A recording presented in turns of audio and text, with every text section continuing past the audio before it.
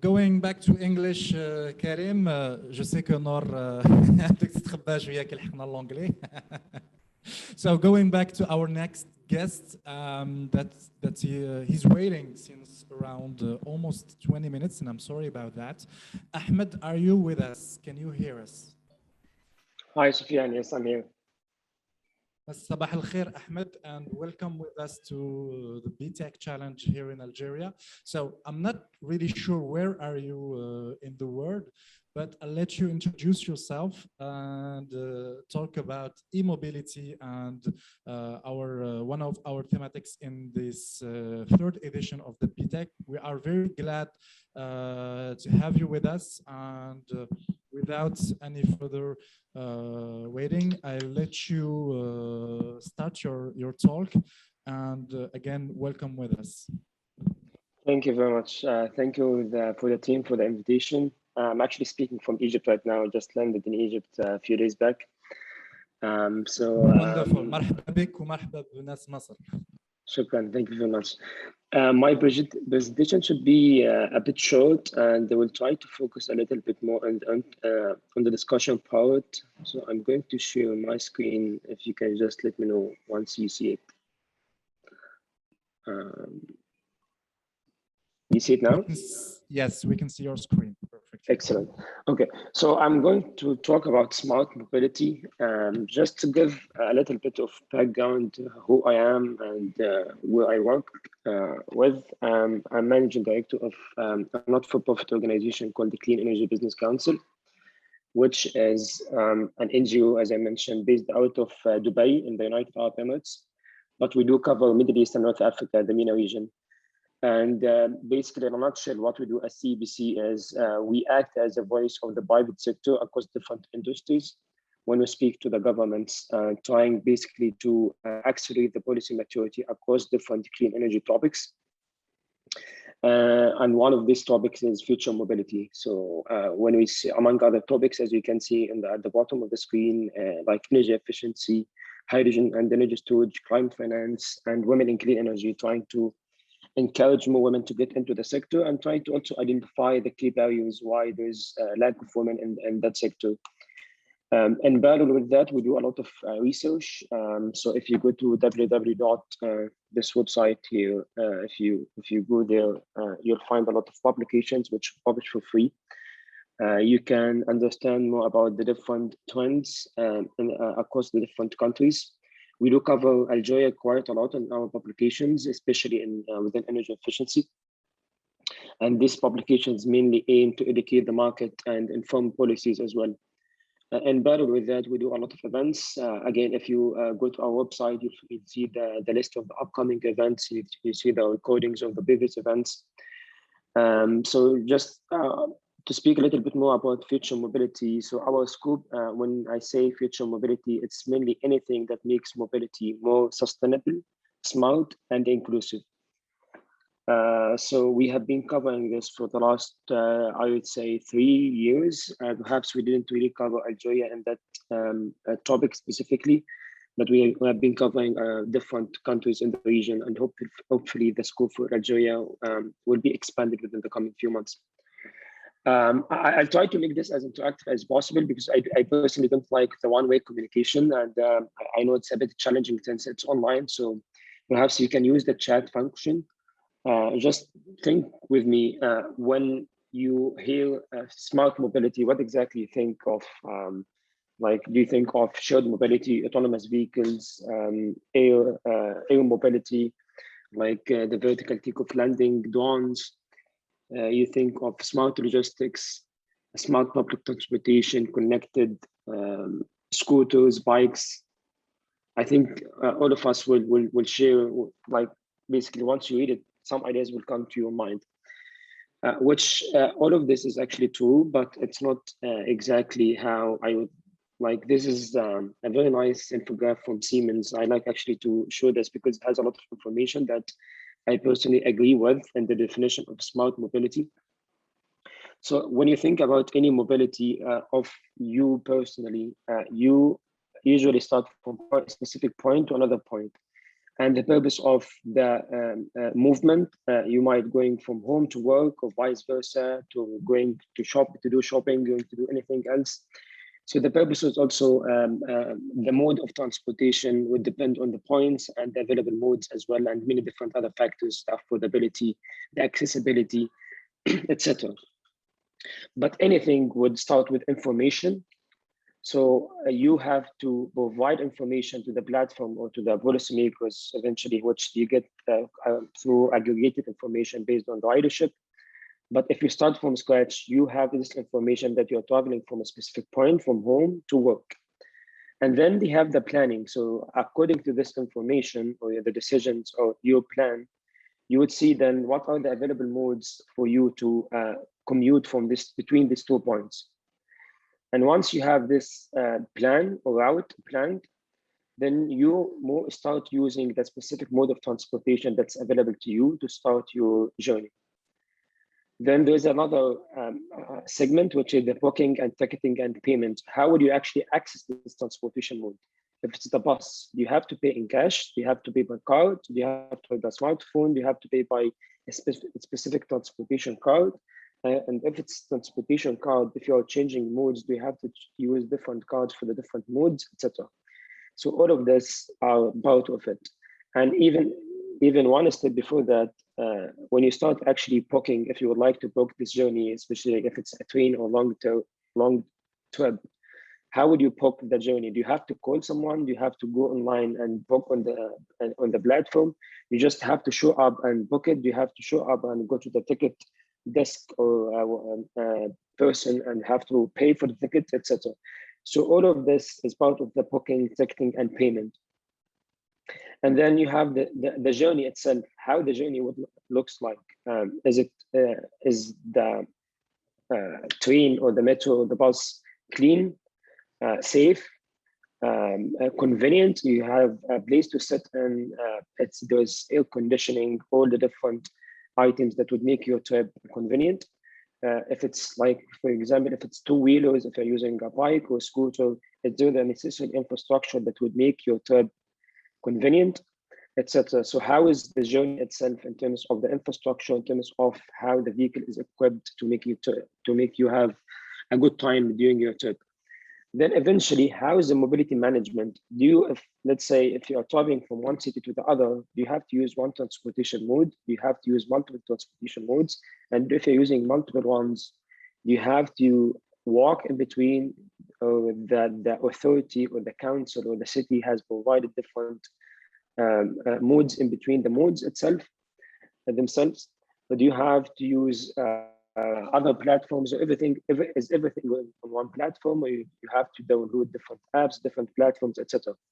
So you can see here, if actually any planner would look at this infographic or this chart, this picture actually, and it provides really a good comprehensive understanding of what are the different parts of your journey that needs planning, and how the different developers or policymakers need to look at this when they plan the transportation journey for the residents of the city.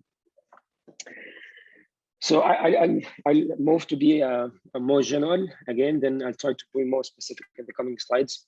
And there's a very nice term that I personally like, the three mobility revolutions. So I think we all can agree now that the mobility sector is being disrupted. And this stood three main areas, or three main ways of disruption.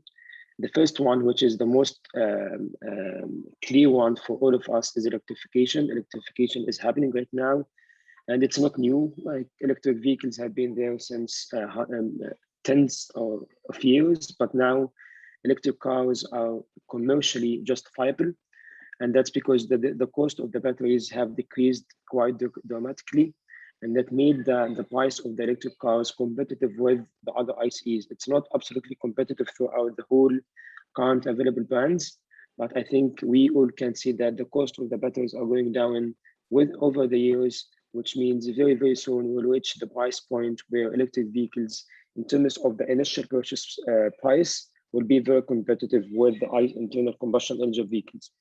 However, even if you look at the price-wise, EVs are now competitive, but owners or buyers have to look on the long term because now there's a very general equation that if you add the price of fuel for 3 years to the price, the initial price of the ICE, the internal combustion engine vehicle, that would equal the price or the purchase price of the electric vehicles, which means that any fuel price after 3 years, you are basically saving all of that.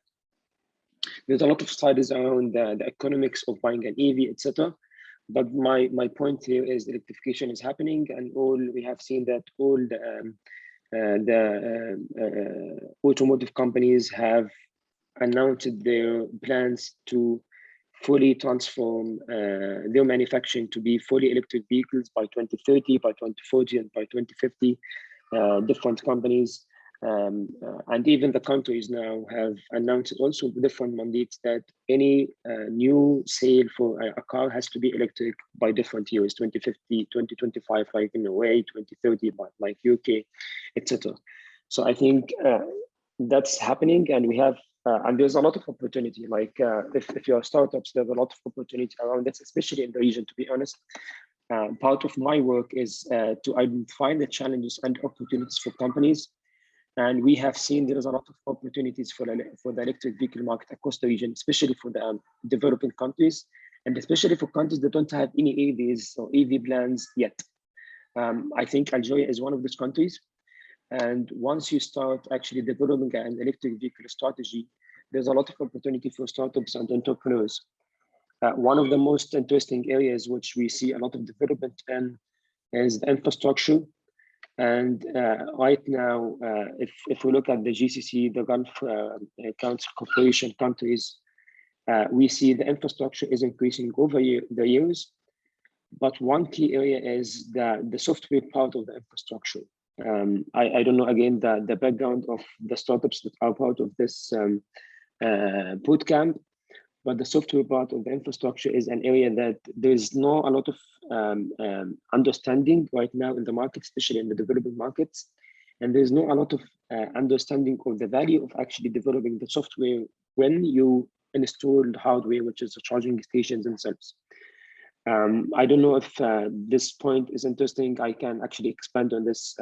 Personally, I see there's a lot of opportunity, and I'd be happy to discuss this and expand it in the discussion part if there's interest. But the second evolution, I'd say it's in automation. And automation is happening not just in mobility, but in all sectors. I think you might have already heard about this or have been working actually on this. So the trend now is how could we minimize the human labor and the human intervention in any industry. And that includes mobility as well. So there's a lot of investment has been put in autonomous vehicles and connected vehicles, which both fall under the automation of mobility. Again, the main purpose is to remove or eliminate the need for a driver or for the human factor. And at the same time, based on different industries that might, and I'm careful with when I say might, that might make it more safe and reduce the risk of accidents and fatalities as well. Then the third disruption or the third revolution, which is again has been happening for a very long time, and I'd say perhaps this is the most mature revolution right now. We have, I'm sure all of you have used shared mobility in a way or another, and basically how could we use less vehicles to move the same number of people? And that there are many different ways of shared mobility. Public transportation being the most known and the oldest one of them. But again, different business models like ride sharing, ride hailing, car sharing, bike sharing, all of this are different ways of shared mobility. Then, okay, so what is smart mobility? I think there are way too many definitions for what's smart mobility, but I think I like these two simple definitions. The first one is actually the 3 bullet points. Basically, it's applying information technology to the transportation systems, and that would aim to improve how we travel by supporting more affordable and sustainable mobility choices. Then also using the advancements in the IT industry to collect, analyze, and apply data to optimize the transportation networks. So just to summarize all of that, it's all about the data. So you have sensors now. This technology has been very mature, very developed. So you use the sensors to collect data that you can use to understand the behavior of the people who are using this transportation modes. And once you understand their behavior, there's so many things that you can do based for the route planning, for transportation planning, for the infrastructure planning, literally for everything that you need to do within the transportation system. Once you do that in a smart way, which means in a way that's data-driven, then you have a smart mobility system. Regardless of what are the components of that smart mobility, whether you are using buses, metros, etc. Once you have decision based on data, then you can call this system a smart system. Then there's another definition which I really like. It's the movement of people and goods with triple zero, which is you have zero accidents and fatalities, you have zero carbon footprint and zero stress for the people who are using this transportation modes.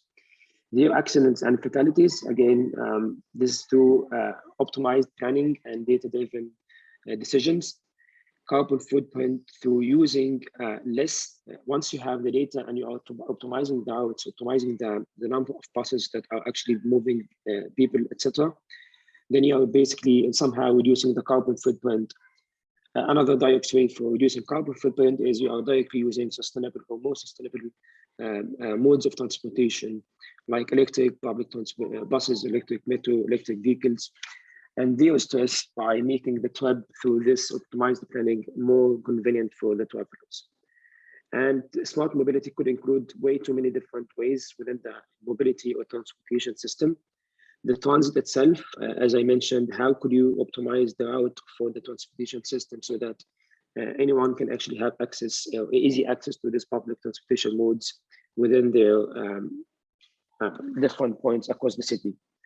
Then the parking, how could you digitalize the parking? It's an area that there's a lot of time wasted. There's a lot of accordingly emissions happening, and there's a lot of inconvenience for the car owners. So how could you digitalize the parking so it's more convenient for drivers? Accordingly, that would improve the public safety. How could you connect and control the traffic signals in a way that would save time for the travelers? Then you have, again, as I mentioned, you are collecting data, so you are measuring the performance and you are monitoring the performance of these vehicles across the different transportation modes.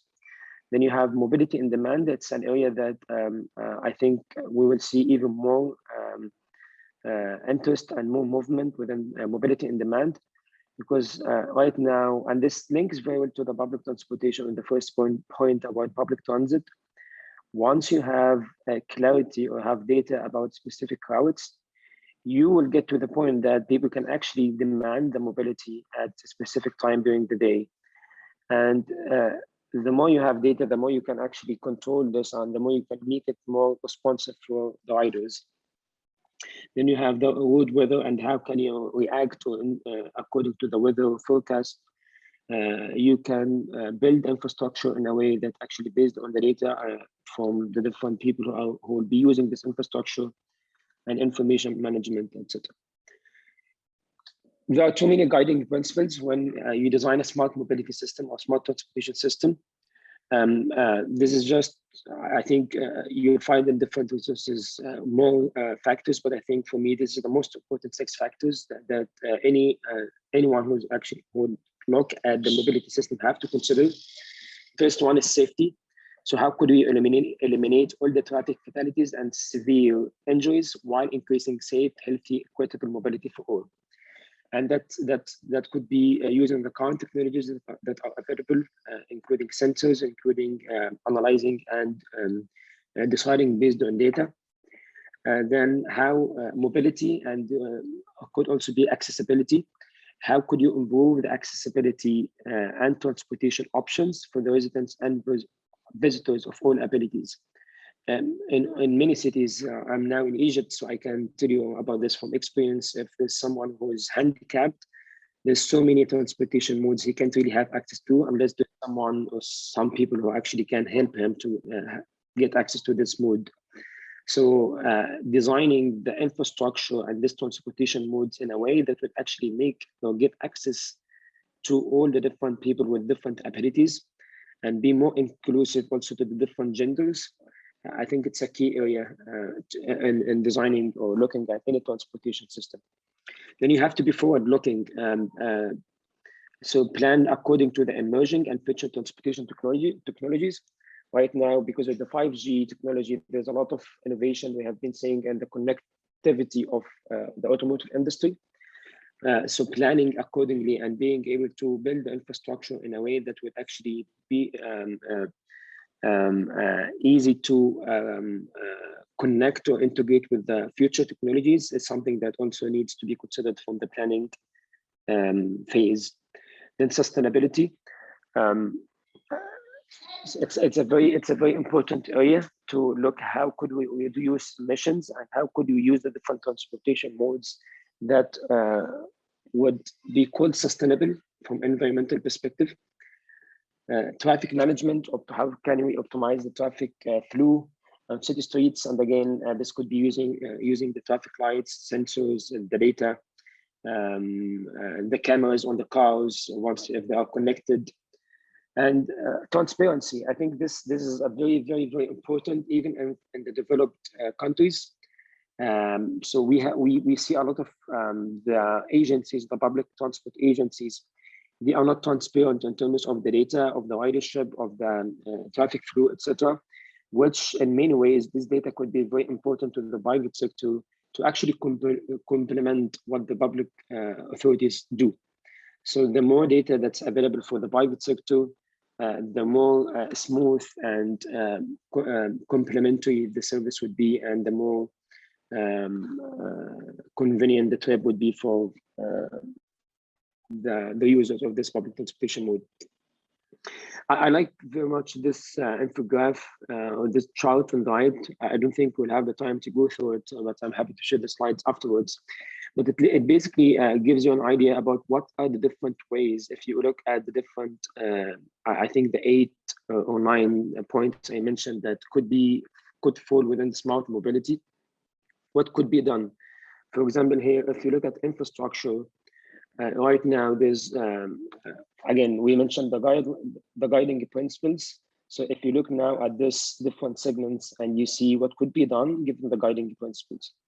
So for example, infrastructure, the stations, the bus stations or the metro stations, or you could use the LED roadside lighting even for the public roads as well, which means you're reducing much more energy. You can use fiber optics upgrade, should also reduce the energy used for the transformation or the transfer of data. You could use signal cabinets and controllers, closed circuit televisions, which would give you a live visibility of what's happening within the station, based on which you can come up with a lot of decisions. If you take, for example, the transit, let's say you can have EVL system upgrades, which is a more system for the public transportation modes. You can use real-time SMS texting for the visitors. They know that the trip has been postponed, the trip has been cancelled, etc. Or they have like 10 minutes till the time of the trip, which again, this all provides more convenient to the user. Bus scheduling software. Anyone can go to the app of this public transport agency, see when is the bus moving. They can choose the most suitable time for them, the station they would like to move, to start from, etc. Real-time transit feed. I think we have seen this in the shared mobility apps like Uber, etc. You can see where the car right now, so you can actually plan your movement if you're in the office and you would like to go down, then walk to the bus station. If you have this real-time transit feed of where exactly is my vehicle right now, automated passenger counters. Don't have to pay to someone, especially now with COVID. There's a lot of issues around safety and health issues related to the cash, etc. So you have automated passenger counters. You don't have to interact with humans for the payments. Transit connection protection, mobile fare payments. You can even pay through your phone. You don't even have to buy a ticket, etc. So again, if you go through this, there are too many different ways, which again, most of these are based on data, the fact that you have data, collecting the data, analyzing the data, and making decisions based on this data across the different, I'd say, segments within the smart mobility or smart transportation system. For me as a user, what does all of this mean? It definitely means you are saving time. You don't have to keep asking people, well, where's the station, when is the bus coming, etc.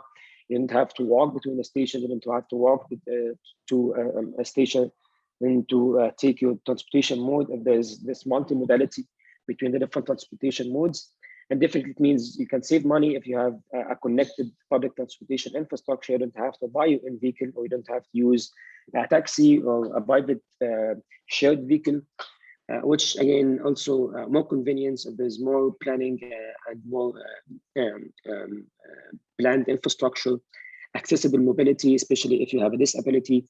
All of this means you have more access to more transport modes to go from any point to another point.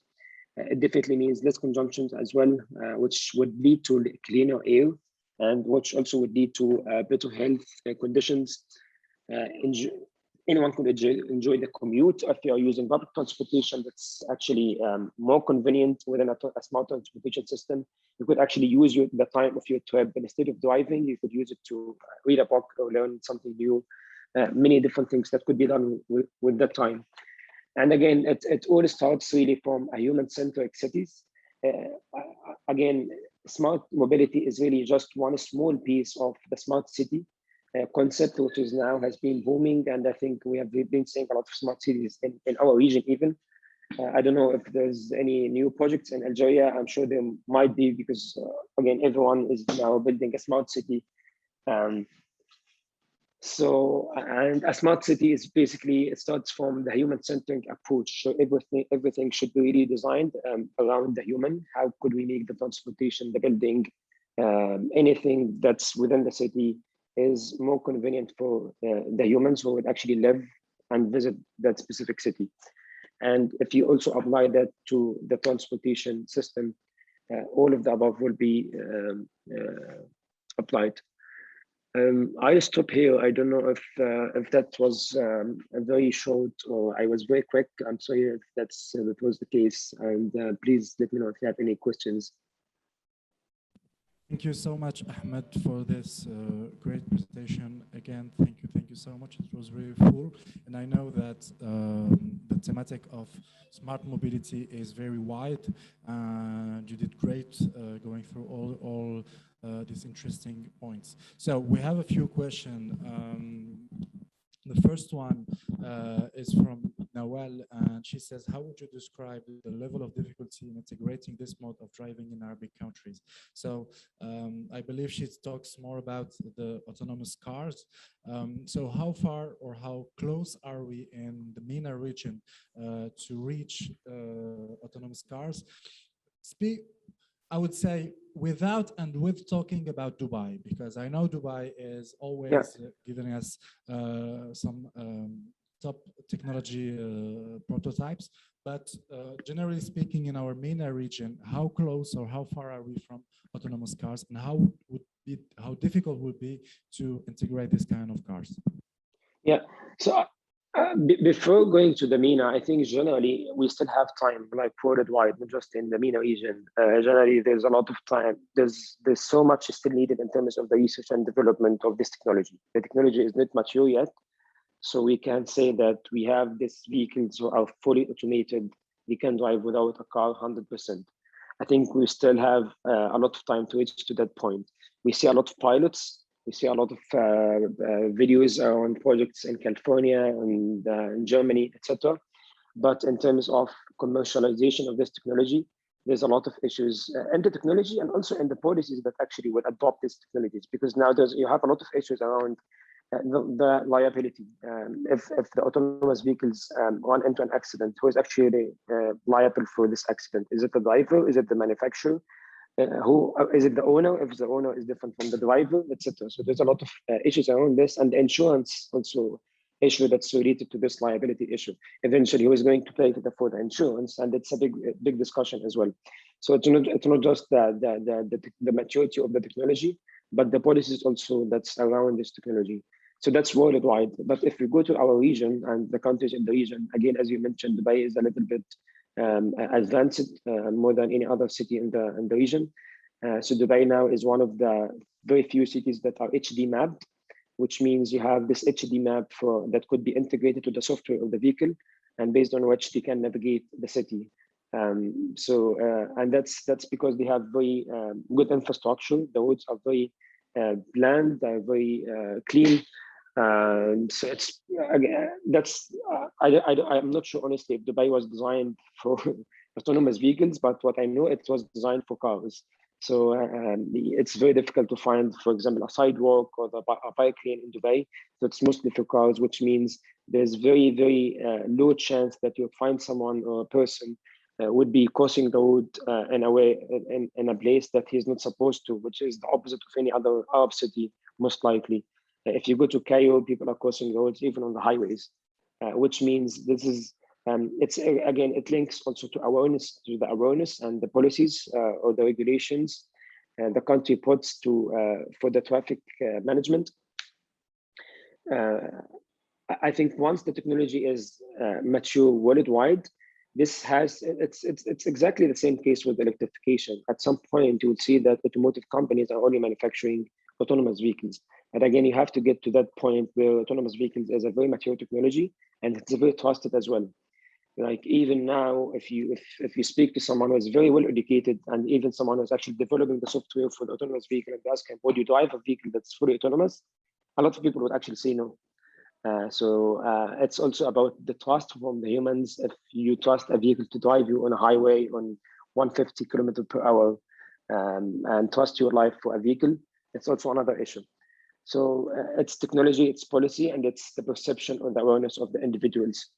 I think this might change within 10 years. So we have this talk again after 10 years and we see how people think about autonomous vehicles and if we have or don't have autonomous vehicles. All right, wonderful. Thank you very much. So another question, actually, this is my question, and it's about the startups and all the entrepreneurs that wants to invest in smart mobility. So we've seen that there is a lot to do, but there are also some big players, without citing names, but we have some big companies, multinational companies that invest a lot. So what would you say, and what would be the best segments that young entrepreneurs from the MENA region could invest in? Would that be more in developing the charging industry, like charging stations, etc., or that would be more on developing applications and softwares for electric vehicles for the users, or maybe they would more invest in, like you said it before in your presentation, in managing the traffic? And we have also with us a few challengers that developed some softwares and technologies in managing the lights and the traffic. So what would be the best today investment opportunities for young entrepreneurs to invest in smart mobility in the MENA region? Excellent. I would say it's all of the above. All of what you mentioned make perfect sense. Again, our region is the way the mobility system is structured in this region is different from Europe or the US.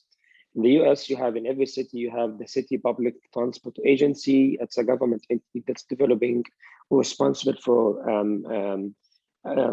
planning or coordinating the transportation modes within that specific city. So in our part of the world, that's not the case. So, and whenever you have issues, you have and solutions, or you could have solutions which create a lot of opportunity. So there is a big gap in the public transportation industry across the region. And that create a lot of opportunity. In Egypt, I don't know if you heard about Swivel. Sorry, I don't know if I'm supposed to cite names or not.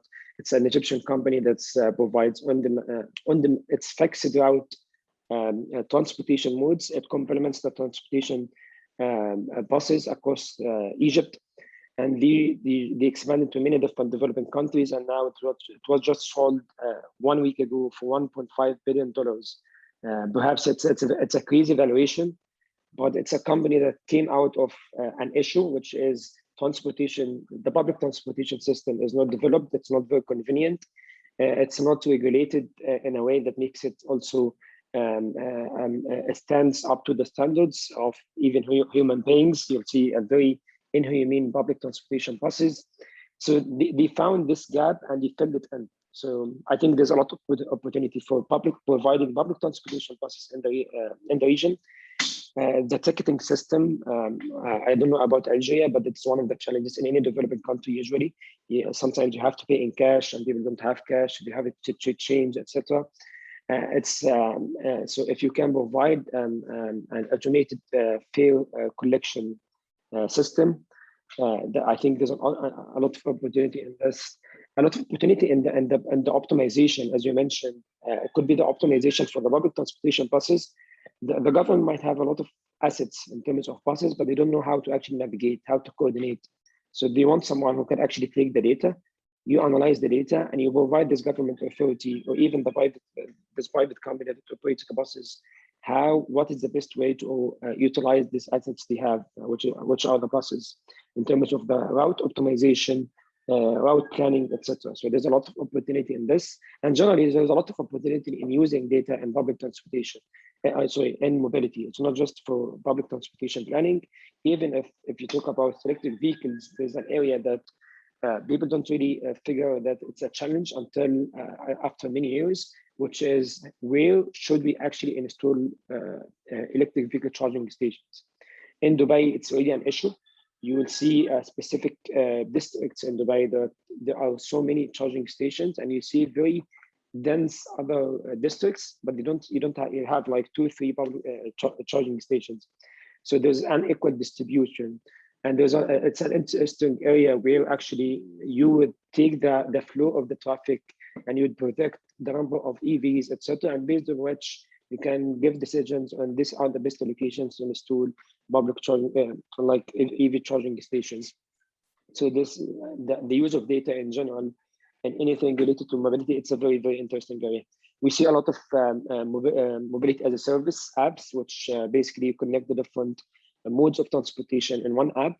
So you as a user, if you travel between cities or travel between 2 points where there's no one direct transportation mode and you need to change modes, you would have this one platform that would, even if you don't own or operate, so the app is like a platform that would show you the different modes that you have to take and give you the trip planning. So that's an interesting area. I haven't seen that in many cities in the region where I actually see there's a need in this, but so far I don't know. There might be regulatory reasons that I'm not aware of, but I think that's a very important and interesting area as well. Micro-mobility, it's very important, and I think this is already happening, whether it's scooters, bikes, etc. So how could we actually shared mobility, even if you are more generic?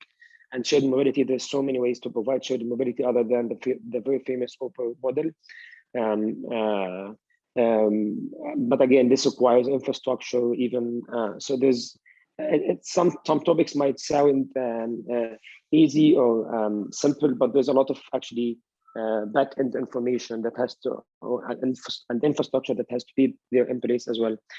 But if I summarize, I think the use of data, the multimodality, and how could you actually, the platform-based mobility, so it's a mobility as a service or mobility on demand, etc. Then you have the payment. I think this falls under fintech more than mobility, but how could you integrate the fintech industry within the mobility industry? So the payment side and public transportation could even you provide these vehicles. And by the way, the Swivel, they own 0 vehicles. So the model they have, which is super interesting, I would say, they go to the travel agencies, which have these buses that are not used most of the time because they don't run trips 24/7. So they tell them, okay, give us the time. You have access to the dashboard. What's the time that these vehicles are available at? We will utilize them during the time that you are not using them. So the company literally is just a platform. It's the software, the app, and they do this all of the back-end data analytics, and they take the decisions based on this data. So I think that's really the areas where I see there's a lot of opportunity. There might be other areas that are not part of my under my expertise, or I don't have direct interaction with. But this is what I see would be happening anyways in this region. Thank you very much, Ahmed. So last question that we also have a few challengers with us. If you could just give us a small talk about the biogas and hydrogen as an energy for the mobility of vehicles. So where are we today from using biogas and hydrogen in the MENA region? Is that something that that's really that gives a lot of opportunities, or are we still in the R&D stage level? So where are we from that? Yeah, so let's take it one step back. All the new fuels, the new energy forms for vehicles. You have electric, you have hybrid, you have biofuels, you have also hydrogen. And it really depends on the use case, I would say. For example, if you take hydrogen, hydrogen doesn't make financial or environmental sense if you use it for passenger vehicles, and that's for many different reasons. We even did that exercise in Dubai. We had driven a hydrogen fuel powered vehicle, which has a range of 500 kilometers. And that costed us, for one full tank, it costed us 700 dirhams. If you convert that to dollars, it's almost $250 or $220. Versus an electric vehicle, if you have one that will give you 500 kilometers as well, that would cost you around 30 dirhams, 40 dirhams, which is around 15 dirhams, $15 for the 500. So I don't know how much, like it's like 20 dirhams, 20 times the cost of hydrogen. So right now, hydrogen on that smaller scale doesn't make financial sense, and that's not because hydrogen itself is expensive. That really is because the transport and the storage of hydrogen is super expensive. So if you do that on very larger scale, it makes sense. That's why hydrogen makes sense for heavy duty vehicles and the big trucks, because you are really transporting huge amount of hydrogen. So with the economy of scale, the cost of that hydrogen would make sense. And you are storing this huge because it's not about the size of the facility, but it's about the infrastructure of that storage facility. So again, for hydrogen, it's still too early for it to be used on like if you're speaking about commercially for passenger. But again, we see this should be the case with heavy duty, including ships as well, like heavy duty vehicles and ships. And which is also, if you speak about this region, you don't have a lot of trade between countries, especially in the GCC, which means you don't use trucks for long trips. But if you go to Europe, that's the case. You have trade between the different countries, so they have a lot of heavy duty vehicles, which means you have to use this hydrogen powered heavy duty vehicles. Biogas, yes, makes perfect sense. But again, you have to go to the countries where the production of biogas is actually economically feasible as well. It's not the case in every single country. But another very interesting one, which I think there's a lot of movement around, especially in the GCC towards, is something called synthetic fuels or e-fuels, which is basically you are producing the exact same fuel that we are currently using in the gas station, but which is eventually hydrocarbon, hydrogen and carbon. And so instead of producing that from fossil fuels, you are producing that in a synthetic process. We're actually getting the carbon from industrial processes, the CO2, and you're getting the hydrogen from the splitting of water. So it's a renewable process, but it's very energy consuming. So, but again, this is synthetic fuels has to be part of this transition to more sustainable mobility, because in the transition to electrification, you still have to also transform this currently available vehicles, the ICE vehicles, to be sustainable. And the only way to do that is through synthetic fuels. But in a nutshell, EVs is the most straightforward, the most economic and environmental solution for the transformation of mobility that's currently available now. All the others, I think, they have to be part of the equation right now and in the future. But to generalize them on the different transportation modes, I think we still need time and R&D for every single mode of the ones we mentioned. Thanks, Ahmed. So let's finish on my last words. If someone would like to join CBC, how we can do it now? Yeah, just send.